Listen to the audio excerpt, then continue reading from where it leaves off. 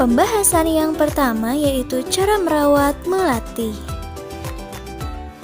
Nah, berikut adalah petunjuk perawatan melati. Yang pertama yaitu teman-teman siapkan pecahan batu bata merah atau pecahan genting, lalu susun di dasar pot.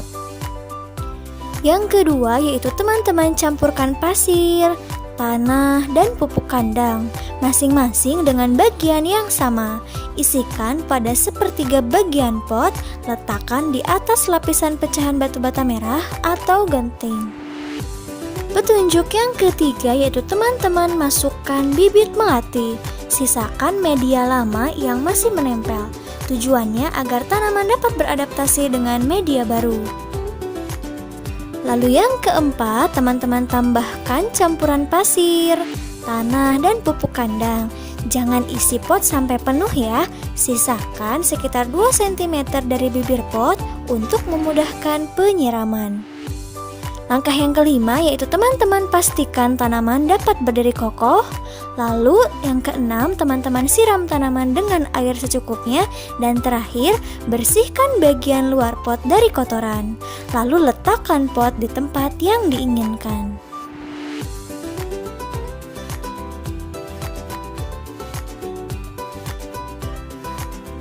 Nah, sebelumnya Miss Imas mau nanya nih, teman-teman di sini ada yang tahu nggak ya, tanaman gantung itu apa sih?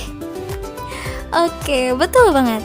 Tanaman gantung adalah tanaman hias yang diletakkan secara menggantung dengan menggunakan tali supaya tidak memakan tempat lebih banyak dan bermanfaat untuk hiasan atau dekorasi ruangan. Tetapi tanaman gantung juga harus kita rawat loh teman-teman. Nah, berikut adalah bagaimana cara kita merawat tanaman gantung. Yang pertama adalah kita harus mengenali tipe tanaman gantung tersebut. Yang kedua, tentukan pot yang sesuai. Yang ketiga, pilihlah tali gantung yang tepat dan kuat. Yang keempat, siram tanaman sesuai kebutuhannya.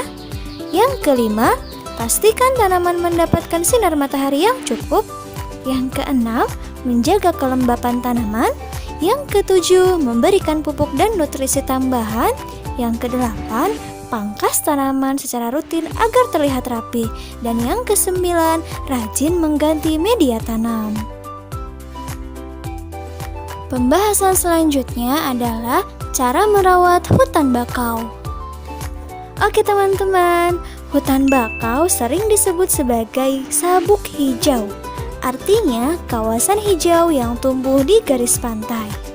Nah, teman-teman di sini ada yang tahu tidak ya? Apa sih manfaat hutan bakau? Oke, betul banget. Manfaat hutan bakau yang pertama yaitu untuk melindungi garis pantai dari pengikisan. Manfaat yang kedua yaitu hutan bakau meredam gelombang besar seperti gelombang tsunami dan lain-lain. Nah teman-teman, berikut adalah cara merawat hutan bakau. Nah, ada 2 hal penting yang harus kita lakukan untuk merawat hutan bakau. Yang pertama yaitu caranya dengan penyiangan. Yang kedua yaitu caranya dengan penyulaman. Penyiangan dilakukan untuk membasmi hama di sekitar hutan bakau. Lalu penyulaman. Penyulaman adalah penggantian pohon bakau yang mati. Pohon yang mati diganti dengan bibit atau pohon bakau lain yang umurnya sama dengan pohon yang mati tersebut. Tujuannya apa? Tujuannya kenapa diganti dengan pohon bakau yang seumur? Yaitu agar pohon-pohon bakau dapat tumbuh secara seragam. Pembahasan selanjutnya adalah cara merawat pohon mangga. Nah, pemeliharaan pohon mangga ini cukup mudah ya teman-teman. Nah, pemeliharaannya yang pertama penyiangan, yang kedua pembubunan, yang ketiga pemupukan, yang keempat pemangkasan, dan yang kelima pengendalian hama. Oke, Miss Imas jelaskan satu persatu ya teman-teman. Yang pertama, cara merawat pohon mangga yaitu penyiangan. Penyiangan dilakukan dengan cara mencabut rumput atau tumbuhan liar di sekitar pohon mangga. Hal ini dilakukan agar pertumbuhan pohon mangga tidak terganggu. Langkah yang kedua yaitu pembubunan. Nah, pada saat kita menyiram tanaman mangga, tanah di bawah pohon mangga itu akan merosot terbawa air. Nah, makanya dilakukan pembubunan untuk menimbun kembali tanah yang merosot karena terbawa air. Langkah yang ketiga yaitu pemupukan. Pemupukan dilakukan untuk membantu meningkatkan kesuburan tanaman. Nah, pupuk yang digunakan untuk pohon mangga ini biasanya adalah pupuk organik atau anorganik. Selanjutnya yaitu pemangkasan. Pemangkasan perlu dilakukan secara rutin. Tujuannya agar produksi buah mangga jauh lebih baik. Nah, langkah selanjutnya yaitu pengendalian hama dan penyakit. Nah, langkah ini dilakukan dengan menyemprotkan pestisida dan insektisida pada tanaman. Penyemprotan pestisida dan insektisida hanya dilakukan saat hama dan serangga menyerang ya teman-teman. Nah, biasanya hama yang sering menyerang pohon mangga antara lain kepik buah, lalat buah, codot, dan tungau. Oke teman-teman, kesimpulan untuk pembelajaran kita kali ini adalah ternyata semua tanaman dan tumbuhan itu perlu kita rawat ya teman-teman, karena mereka juga termasuk makhluk hidup.